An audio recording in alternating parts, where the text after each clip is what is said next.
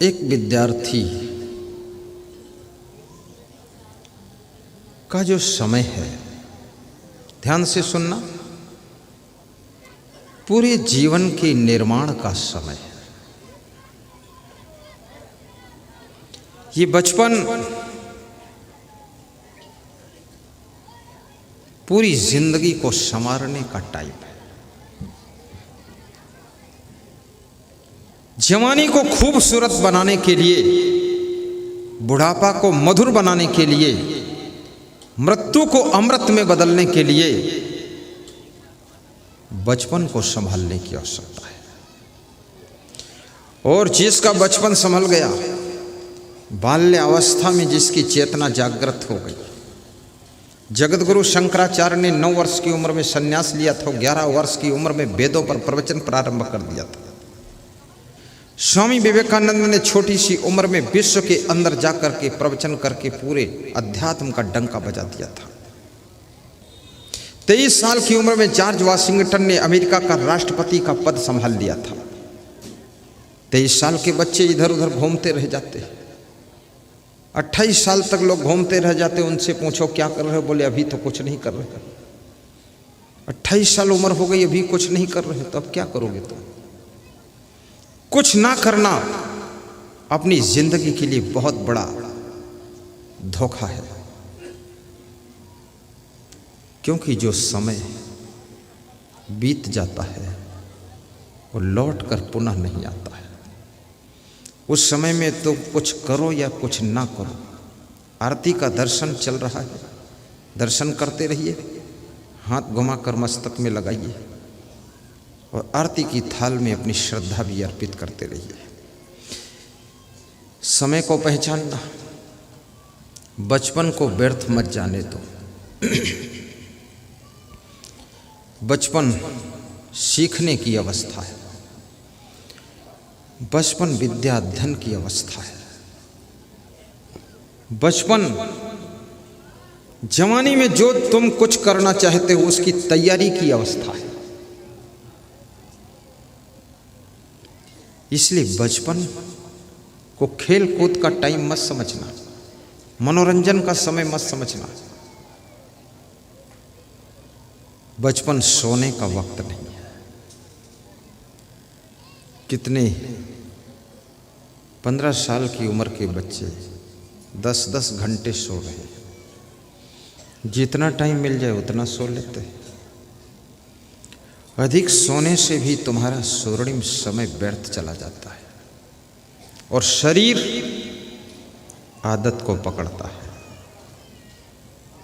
तुम इस शरीर को ज़्यादा सुलाओ तो ये ज़्यादा सोने की आदत पकड़ लेगा, ज़्यादा खिलाओ तो ज़्यादा खाने की आदत पकड़ लेगा, और ज़्यादा कपड़े पहनाओ तो ज़्यादा कपड़े पहनने की आदत पकड़ लेगा, और इसको कम कपड़े पहनाओ तो कम कपड़ों में भी ये रह लेगा, और इसको कम खिलाओ तो कम खाकर भी ये जीवित रहेगा, और इस शरीर को कम सुलाओ तो कम सोकर भी ये खुश रहेगा। ये शरीर बड़ा विचित्र है, ये आदतों में ढलता है। गढ़ मुक्तेश्वर में एक सज्जन के निवास पर मैं ठहरा, तो मेरे लिए इतना ऊंचा स्प्रिंग का गद्दा लगा दिया। उन्होंने सोचा मैं गुरुदेव का ज़्यादा सम्मान कर रहा, मैं उस गद्दे पर सोया तो उसमें धंस गया, 1 फुट अंदर चला गया मैं। जब वो सेठ जी चले गए, मिलिट्री के कर्नल थे, वह विदा हो गए, मुझे सुला गया, तो मैं उठा तो बड़ी मुश्किल से उसमें धंस गया था तो निकल पाया। और निकल करके जमीन पर एक दरी बिछी हुई थी, उस पर एक कपड़े की चादर बिछाकर सो गया। सवेरे जब वो आए, उन्होंने देखा कि महाराज जी तो जमीन में सोए। दरवाज़ा खोला मैंने तो बोले कि आपके लिए ही गद्दा स्पेशल था। मैंने कहा मैं तो ज़िंदगी में इतना कोमल पर सोया ही नहीं, मैं तो उसमें धंस गया, तो उससे निकलने में टाइम बहुत लगा, मेहनत करना पड़ा और मुझे नींद ही नहीं आ सकती।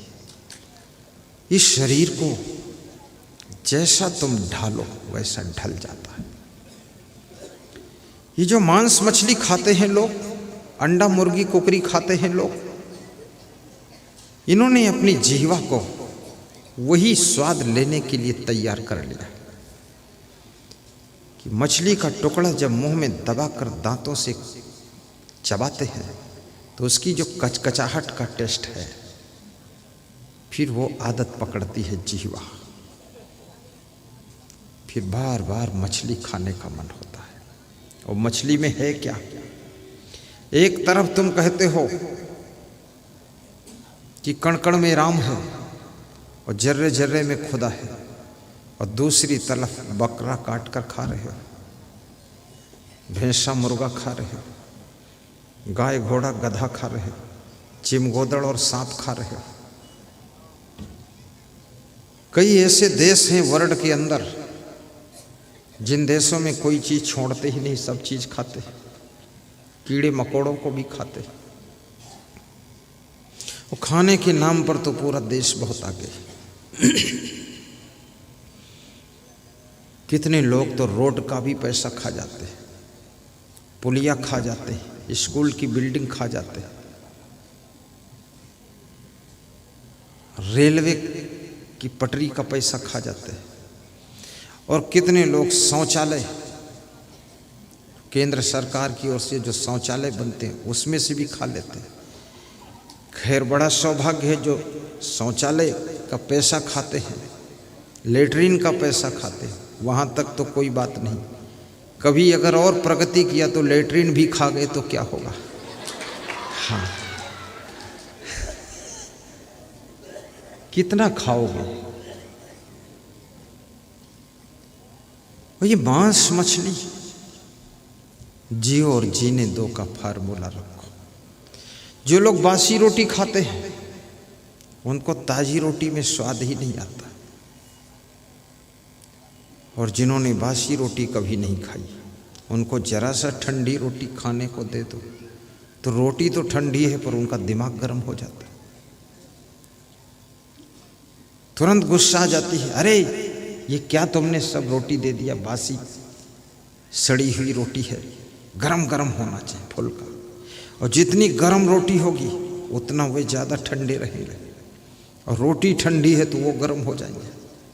बड़ा मुश्किल विषय, आदत ने पकड़ लिया।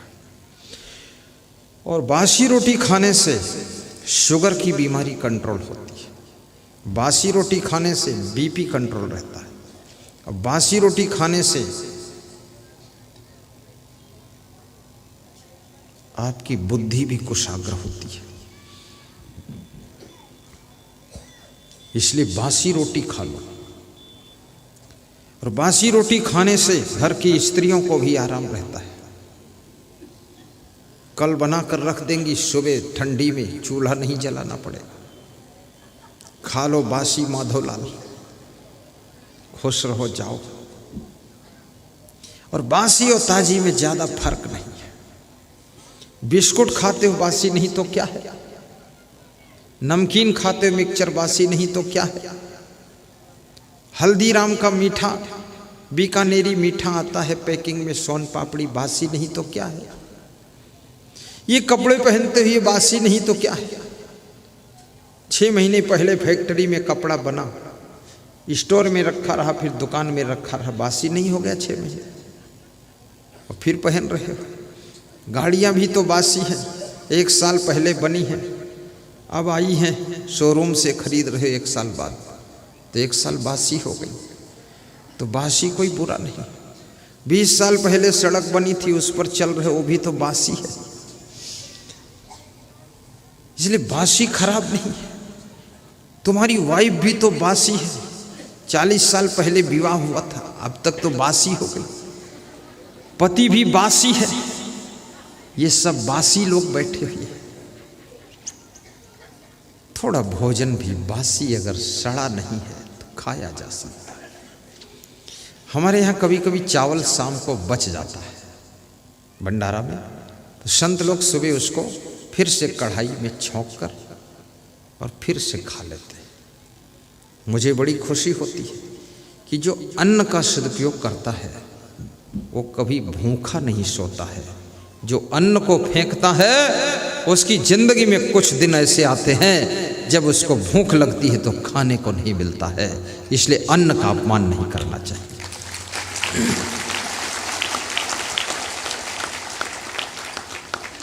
अन्न तो उतना ही लीजिए जितना भूख है। यहां भंडारा चल रहा है, फेंकने वाले लोग पत्तल में ज़्यादा ले लिया, फिर खा नहीं पाए, फिर लपेट के बाहर फेंक दिया, बहुत पाप लगेगा। भंडारा खाने से बहुत पुण्य मिलता है, लेकिन भंडारे की रोटी और भंडारे की पूड़ी और चावल और दाल फेंकने से वो पुण्य छीण हो जाता है। मान लिया सबने एक एक पूड़ी फेंक दी, 10,000 लोगों ने, तो 10,000 पूड़ी फेंकी गई। और एक आदमी मान लिया 4 पूड़ी खाता है, तो 10,000 पूड़ी में कितने 2,500 लोग खाएंगे। 2,500 लोगों के खाने भर की पूड़ी तुमने फेंका है, तो इसका पाप तो लगेगा ही। इसलिए अन्न को देवता कहा गया है, अन्न को ब्रह्म कहा गया है। अन्न को फेंकना नहीं चाहिए, खराब नहीं करना चाहिए। और चाणक्य ने तो यहां तक लिख दिया है, मूर्खा यत्र न पूज्यन्ते धान्यम यत्र सुसंचितम दाम्पत्य कलहो नास्ति श्री स्वयं आगता। जिसके घर में मूर्खों का सम्मान नहीं होता है, जिसके घर में अन्न का अपमान नहीं होता है, और जिसके घर में पति पत्नी में झगड़ा नहीं होता है, उस घर में लक्ष्मी हमेशा निवास करती है, कभी गरीबी और दरिद्र नहीं आता है।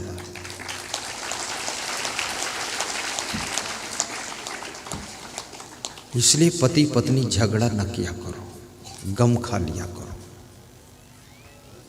जब पति कुछ बोलने लग जाए उसका जवाब मत दो, बात ना लड़ाओ। किससे बात लड़ा रही हो तुम? अपने पति से। किसकी बात काट रही हो तुम? अपने पति की। किससे टक्कर ले रही हो? अपने पति से। ये कौन बुद्धिमानी है?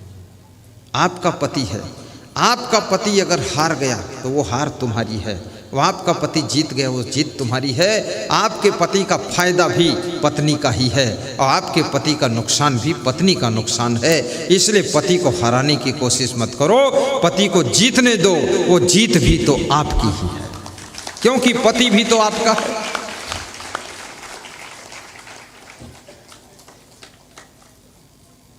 और आपकी पत्नी कभी कुछ जिद कर देती है, ज़्यादा उससे तर्क वितर्क मत करो, उसको शांति से बता दो, ठीक है जैसा तुम बोलती हो ऐसे हो जाएगा, जाओ खुश रहो। आपकी वाइफ यदि कहे कि मैं मायके जाना चाहती हूँ, रोकना मत, बुद्धिमान पति बनो।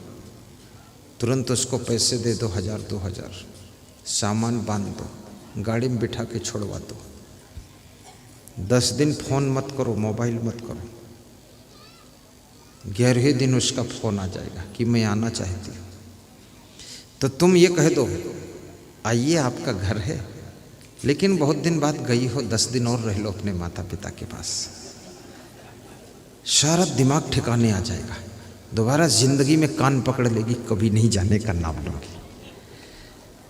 लेकिन तुम्हें तजुर्बा नहीं है, जब वो जाने को बोलती है तो तुम कहते हो नहीं जाने दूंगा, रुको भी, तो वो समझ जाती है कि अब जाने के नाम पर इसको तड़फाया जा सकता है। बार बार कहेगी जाऊंगी जाऊंगी, जाने दो और लेने मत जाओ, आने दो।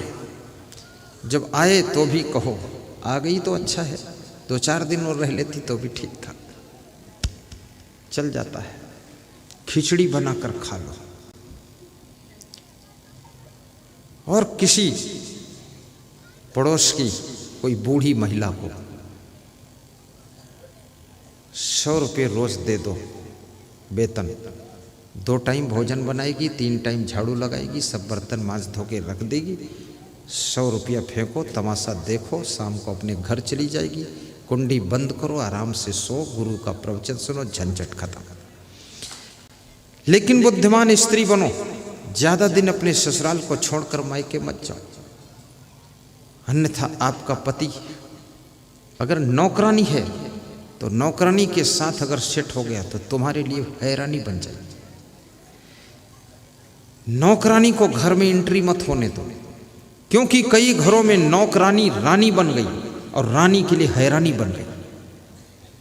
इसलिए नौकरानी को ज्यादा चांस मत दीजिए, क्योंकि नर और नारी का मन बड़ा चंचल होता, फिसलने वाला होता है। और जिस चीज को मनुष्य प्राप्त कर लेता है उसका रस खत्म हो जाता है, और जो चीज इसको नहीं प्राप्त हुई है उसमें इसको रस दिखाई देता है। जो गाड़ी तुमको मिल गई है अब उस गाड़ी में तुमको खुशी नहीं है, जो गाड़ी नहीं मिली है उस गाड़ी पर तुम्हारी नजर है। जो स्त्री तुम्हारी पत्नी बन गई है उसमें अब तुमको कोई रस नहीं है, लेकिन जो स्त्री दूसरी कोई निकलती है उसमें तुम्हें रस दिखाई देता है। दूसरा पुरुष निकलता उसमें रस दिखाई देता है। और वो पुरुष और वो स्त्री जिसमें रस दिख रहा, वही अगर तुम्हारा पति तुम्हारी पत्नी बन जाती तो उसमें भी आज तक रस खत्म हो गया होता। इसलिए याद रखना, इस चंचल मन को नियंत्रित कीजिए और चंचल भैंस जैसी आदत छोड़ दीजिए। एक भैंस थी, भैंस की कहानी है। तो उस भैंस को जो किसान पाल रहा था उसके पास में 50 बीघे गन्ना था और गन्ने में घास थी। वर्षा का ऋतु, तो भैंस को ले जाकर गन्ने में छोड़ दिया कि अपना गन्ना, अपनी भैंस, अपनी घास खूब खाए, शाम को दूध देगी, किसी से झंझट नहीं। और भैंस को 50 बीघे के प्लाट के गन्ने में छोड़ा। और भैंस तो भैंस, उसने सोचा अरे इतनी हरी भरी घास, तो थोड़ा आगे बढ़ूं, और आगे बढ़ी। 5 मिनट में 50 बीघे गन्ने को क्रॉस करके दूसरे के गन्ने में चली गई। दूसरे के गन्ने का मालिक आया, डंडा लेकर बोला तुम्हारी भैंस मेरे गन्ने में। तो उसने कहा भगवान बचाए भैंस से, 50 बीघे का बड़ा प्लाट और उस गन्ने की घास चरने के लिए इसको स्वतंत्र छोड़ा गया, और ये अपने गन्ने को छोड़कर, अपनी घास को छोड़कर, अपने खेत को छोड़कर इतना जल्दी क्रॉस करके निकल गई दूसरे गन्ने खेत में। तुम्हारा मन भी भैंस जैसा है, जो मिला है उसका तुम आनंद लेते नहीं हो, जो दूसरे का है उसमें ललचाते रहते हो। ये भैंस बनना छोड़ दो।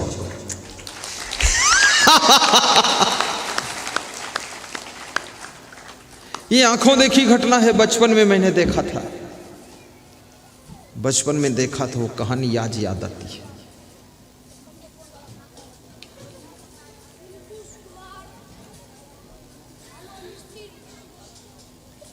मेरे मन में बसो, मेरे तन में बसो, हम जहाँ रहे तुम वहाँ रहो। मेरे मन में बसो, मेरे तन में बसो, हम जहाँ रहे तुम वहाँ बसो। मेरे मन में बसो, मेरे तन में बसो, हम जहाँ रहे तुम वहाँ बसो। मेरे मन में गाइए महाराज, मेरे तन में बसो, हम जहाँ रहे तुम वहाँ बसो। मेरे मन में बसो, मेरे तन में बसो, हम जहाँ रहे तुम वहाँ बसो। मेरे मन में बसो, मेरे तन में बसो, हम जहाँ रहे तुम वहाँ बसो। बोलिए सद्गुरु भगवान की जय। बहुत आनंद आ रहा है, थोड़ा और समझना। विद्यार्थी जीवन एक साधना का समय है, त्याग का समय है। और जब तुम्हारे अंदर त्याग की क्षमता आ जाती है, अब कुछ देखने का मन नहीं है, नहीं देखन की चाह है, नहीं सूंघन की चाह, नहीं मिलने की चाह है, केवल तन निर्वाह। वैज्ञानिक कौन बनता है? जो अपने मन को नियंत्रित करता है और शक्तियों को नियंत्रित करके देखो तो तुम्हारी जिंदगी में चमत्कार क्या होता है। जब महिलाएं भोजन बनाती हैं किसी भगोना में पतीली में जब दाल को चढ़ाती है, 1 घंटे तक आग जलाती रहती, दाल नहीं पकती।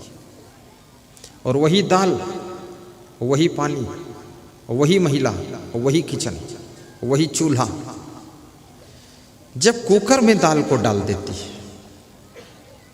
5 मिनट के बाद पहली सीटी बज जाती है कि आधी दाल पक चुकी है। 8 मिनट के बाद दूसरी सीटी बजती है कि पूरी दाल पक चुकी है।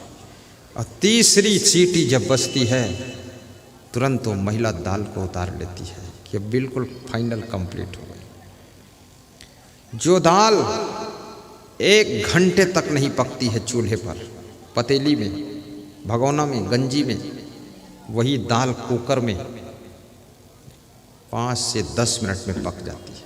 कारण क्या है? पतीली में स्टीम कंट्रोल नहीं है और कुकर में स्टीम कंट्रोल है। और कुकर में स्टीम कंट्रोल है तो 1 घंटे में होने वाला कार्य 10 मिनट में हो जाता है। अगर आपने अपने मन की स्टीम को कंट्रोल किया है, इंद्रियों की स्टीम को कंट्रोल किया है, बुद्धि की स्टीम को कंट्रोल कर लिया है, तो याद रखना 10 जिंदगी में होने वाला कार्य 1 जिंदगी में करके तुम दिखा दोगे।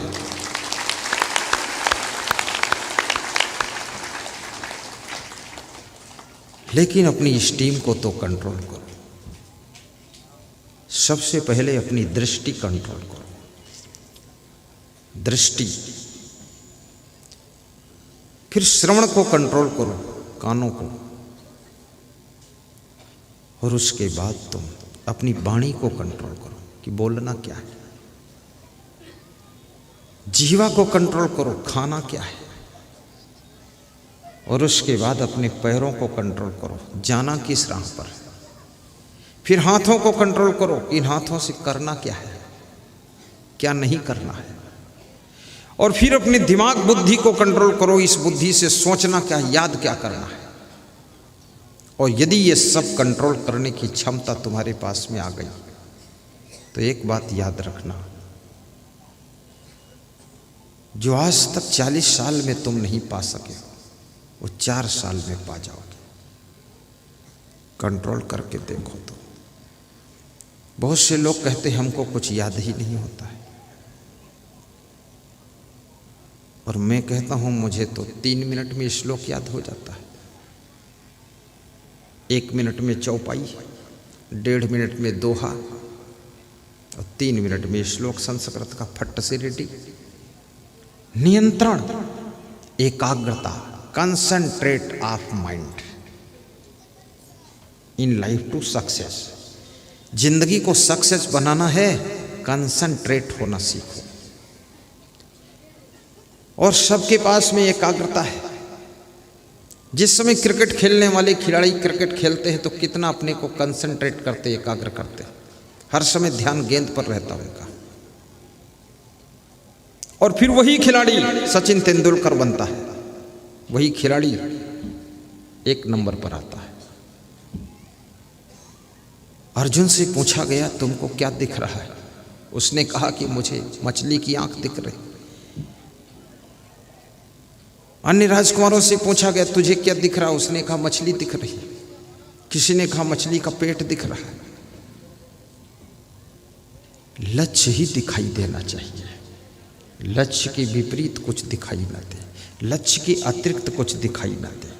तुम्हारे जीवन का लक्ष्य क्या है?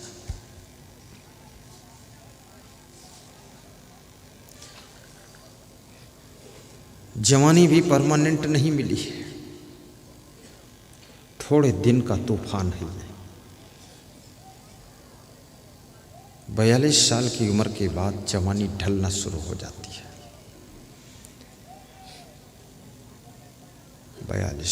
49 साल की उम्र के बाद जवानी का जोश उतर जाता है। 56 साल की उम्र में बुढ़ापा में तुम प्रवेश होते हो।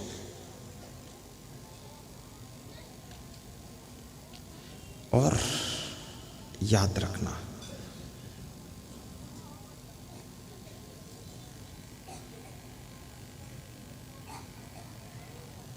तिरसठ साल की उम्र में तुम एहसास करते हो कि मैं बूढ़ा होने लगा हूं। और 70 साल की उम्र के बाद तुम याद करते हो अब मैं मर जाऊंगा। मरोगे तुम, बचोगे नहीं, बचने का कोई उपाय भी नहीं। और मैं तो ऐसा मंत्र मारता हूँ कि सब जल्दी मर जाओ और मैं भी जल्दी मर जाऊँ, झंझट खत्म हो जाए, हर साल मक्का बोना, खोदना, लगाना, छुट्टी मिल जाए, बस। मरो तो ऐसा मरो कि वासना को मार कर मरो, कर्मों की निर्जरा करके मरो, और ऐसा मरो जैसे रात में तारे दिखाई देते हैं लेकिन सूर्य के उदय होते ही तारे नहीं दिखाई देते हैं, ऐसे ही तुम्हारे अंदर ज्ञान का सूर्य उदय हो जाए ताकि दोबारा ये कर्मों के टिमटिमाते हुए तारे दिखाई ही न दे और तुम्हारा जन्म ही ना हो, मोक्ष प्राप्त हो। पुनरपि जननम पुनरपि मरणम का लफड़ा खत्म हो जाए। बार बार जन्म लेने से भी क्या फायदा है? जब जन्म लोगे बचपन में पीटे जाओगे, मार खाओगे, खेलोगे, कूदोगे, स्कूल जाओगे, रोओगे, मिट्टी में पड़े रहोगे। थोड़ा बड़े हो जाओगे, स्कूल में मास्टर पिटाई करेंगे, फिर पढ़ाएंगे ABCDEFGH। काहे के लिए GH पढ़ूँ मैं? फिर इंजीनियरिंग कोर्स करो, फिर ये करो, वो करो, फिर शादी करो, फिर आबादी करो, फिर बर्बादी करो, सब करते रहो। चकई के चकधुम, मकई के लावा, तिकड़े के तिकड़म बनाते रहो। फिर बूढ़े हो जाओ, बीमार हो जाओ, दवाई खाओ, ऑपरेशन कराओ, फिर मर जाओ, फिर जिंदगी भर साली साला सरहज फरहज के चक्कर में पड़े रहो। सारा झंझट खत्म हो जाएगा मोक्ष को प्राप्त करने से। इसलिए मोक्ष की आवश्यकता है। और मोक्ष कठिन नहीं है, बहुत आसान है। याद करो,